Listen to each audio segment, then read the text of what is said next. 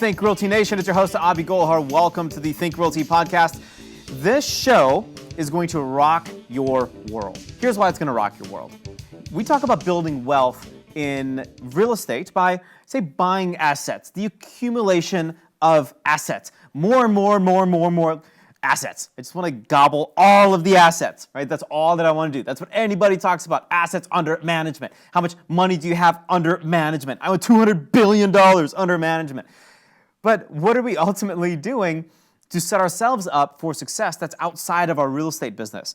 And so one of my really good friends, Gary Pinkerton, will be joining me in just a second to talk about some of these strategies that he's used over the last decades to build his personal wealth and to rock and roll. And I'm excited for the conversation because I always learn something when speaking with Gary. It's kind of like going to the dentist. You know, it's like, hey, you know what? You didn't realize there was a root canal there, and now I know there's a root canal there, and now I've got to do something about it. And they're going to yank the tooth out. Anyway, I had a bad traumatic experience, and we're not going to talk about it. It's not therapy yet. That's another show. So that's going to be what's coming up on today's show. And then, of course, we have a nice little surprise second segment for you. But you know what? We can't do the show without the help of our sponsors. And today's sponsor is Real Property Management, which is the largest residential property management franchise in North America, managing tens of thousands of properties for individuals, institutions, and investors throughout the country. You can learn more at realpropertymgt.com or by calling 888-806-7088.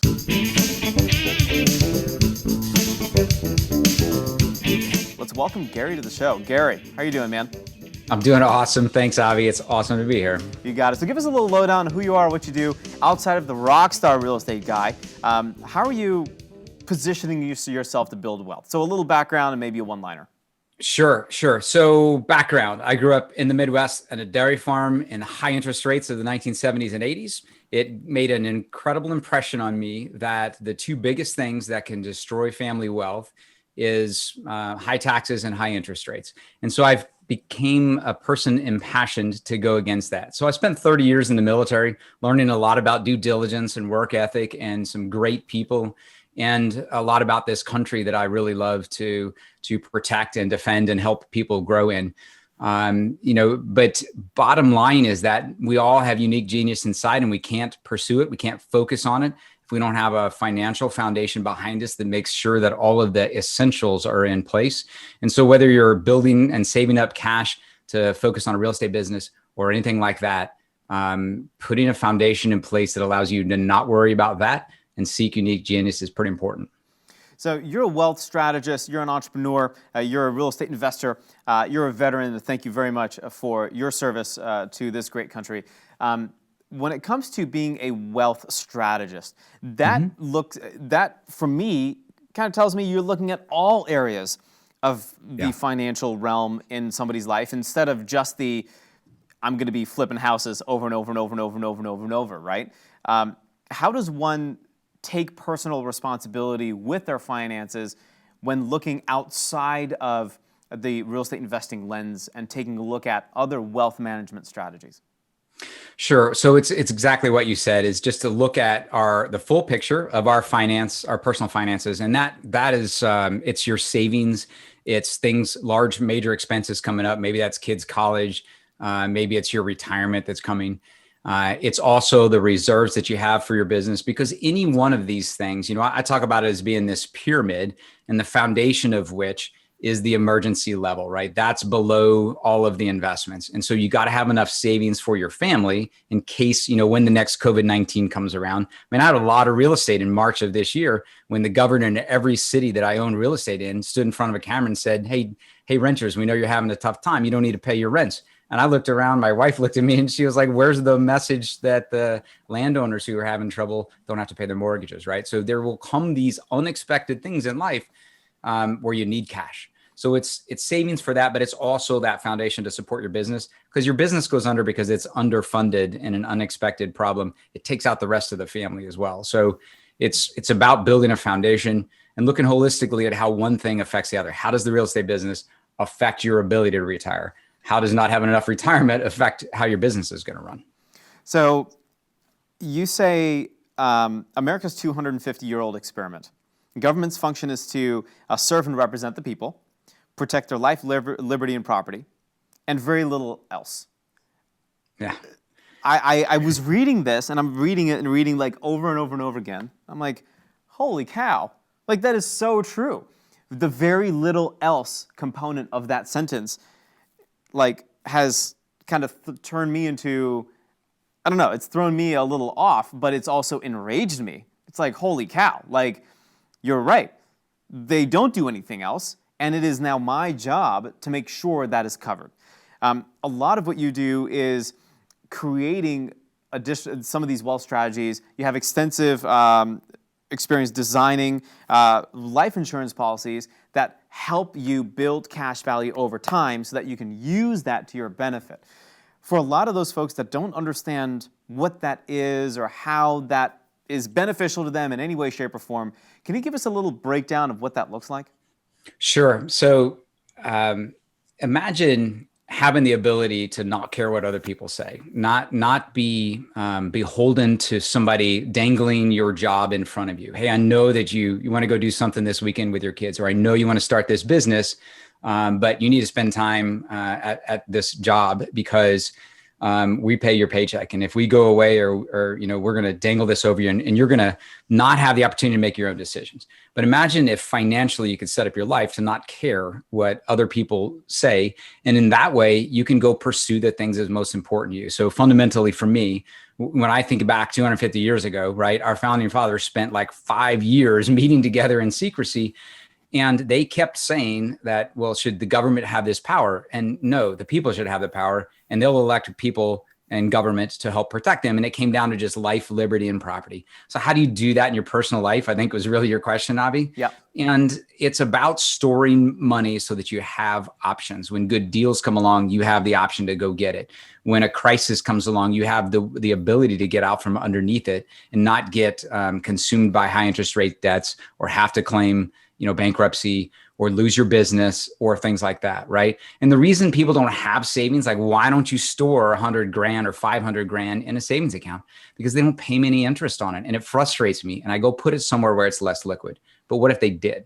What if you had something like a high cash value life insurance policy where you could earn 4 to 5% without having to pay taxes on it and have full access to it throughout your lifetime? What I've learned in my own personal life is when I put that in place well over 10 years ago, it reduced my desire to go lock it up in some investment where it was illiquid because it was doing just fine. It was growing. It was doing its job. It just made me calm down and allowed me to think about my business. And I think that's what's missing. We take a look at all of the activity that real estate investors do, and we are so focused in the business that it takes a lot of effort to step away from that and focus on the business, and then, of course, designing these types of strategies to help us long term. We talk about the redistribution of wealth. Help me understand that concept a little bit, and I'd like to maybe dig into the weeds of that, because for me, every market cycle, we see this happening. We see this happening where the rich get richer and the poor get poorer, and it's just those at the top stay at the top, and those that are not at the top struggle hard to get there, and sometimes when they do get to the top, they lose it all, and they never return back to where they want to be, which is up at the top. Help me understand this redistribution of wealth concept. Yeah, so there's two big aspects about redistribution of wealth. The one that you just covered there was, well, why does it happen? Why do the wealthy get richer and the poor get poorer? It's not about the silver spoon that they had. Those are just excuses those of us that are not on the top are giving to ourselves. It's also not about education or special favors or anything like that.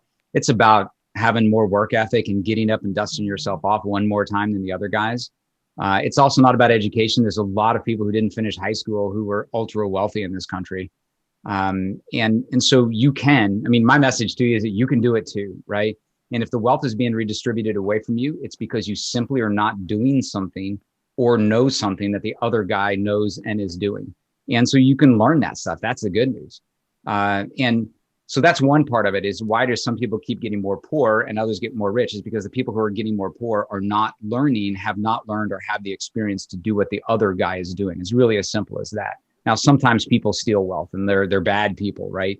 That's a different discussion. But in general, in America, very ethical, honorable people that you'd love to be neighbors with are being successful, and you're not. All you got to do is go do what they're doing.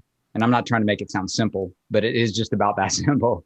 And then the other part of redistribution of wealth was actually forced redistribution by government in the other direction, which is kind of what I talk a lot about. It's the Robin Hood story, right? I grew up like most kids thinking that Robin Hood was an amazing savior of all of us. And then I realized that Robin Hood was just randomly taking money from anybody who has money and giving it to people who don't. And a lot of the time when we see that play out in the developed world, that is people, it's money being taken from somebody who is working hard, who has gone through all the effort, and giving it to somebody who's not. And the problem is the loser in that conversation is the guy who wasn't doing anything, just got paid to not do anything. And that's going to, kind of reiterate the success there and promote that continued behavior, right? I want to help people set up their own personal financial lives so that they are not beholden on handouts, and they never ask for handouts, and their self-respect goes through the roof, and they start becoming those, back towards the middle class and the upper class themselves. I love that. I absolutely love that, right? It's just taking personal responsibility. Now, what happened to that concept, right? Like should have been instilled in us. Maybe some of us have forgotten that along the way, but that's why you watch this show, right? We're going to kick you along a little bit to help you, to help you get back on track and kind of shepherd you along. And if you're not just paying attention, then I'm going to come find you, and some interesting things will happen. Gary and I will do that together. All right, we'll just show up at your house and have a good, heart-to-heart with you. What are some good takeaways? What do I need to do to build that strong foundation, that first step in my financial wealth strategy model? Is it life insurance? Is it just having savings? What do you recommend for people? So eventually it's life insurance because it's more efficient.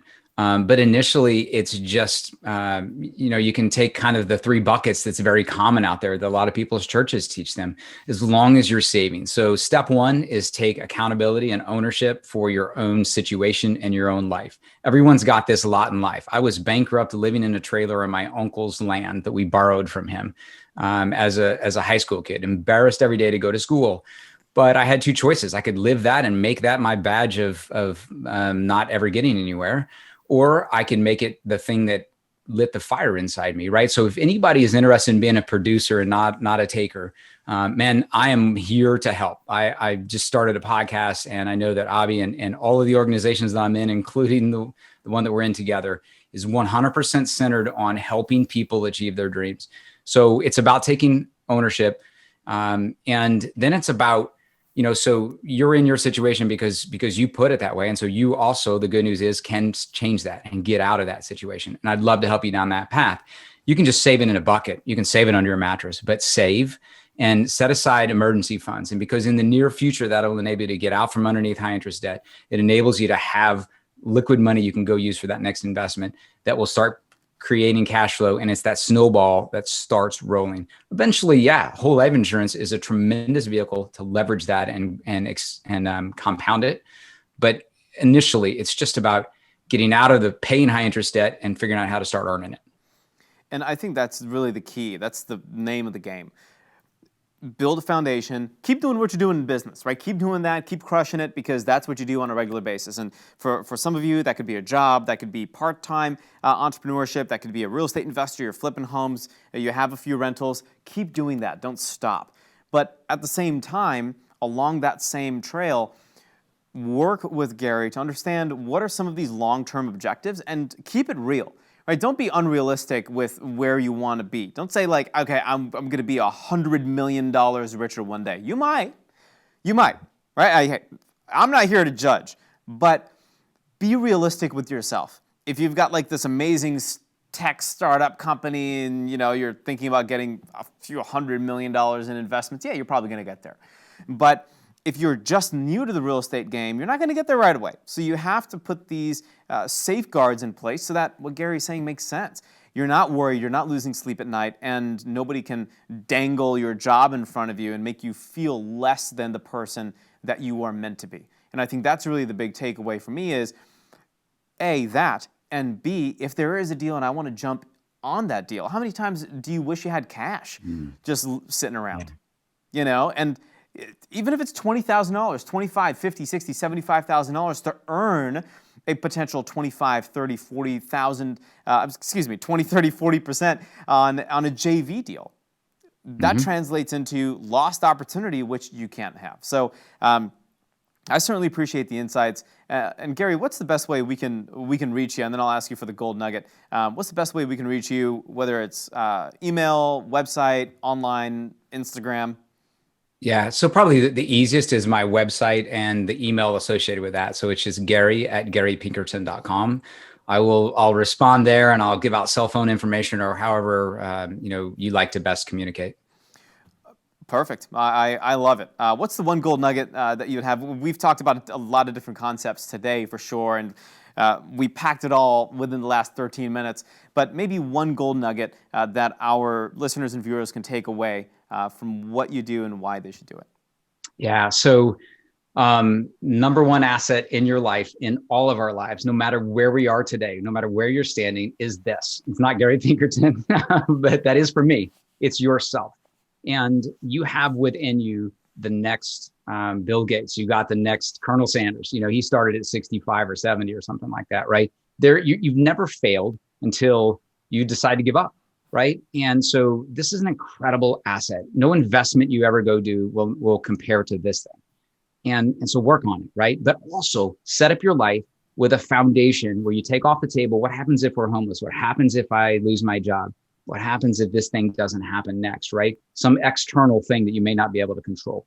Put a foundation in place so that you can focus on what you can control, and that's going to make you wealthy. Because really, money is pretty simple. It's just evidence that you have added value. It's currency, right? If you add a lot of value, if you add 10 times as much value, you make 10 times as much. And so focus on this thing, and I would love to help you set up the foundation so you can do it. Boom. Gary, love it, man. I appreciate the time. Thank you very much. Absolutely. Always an honor. You got it.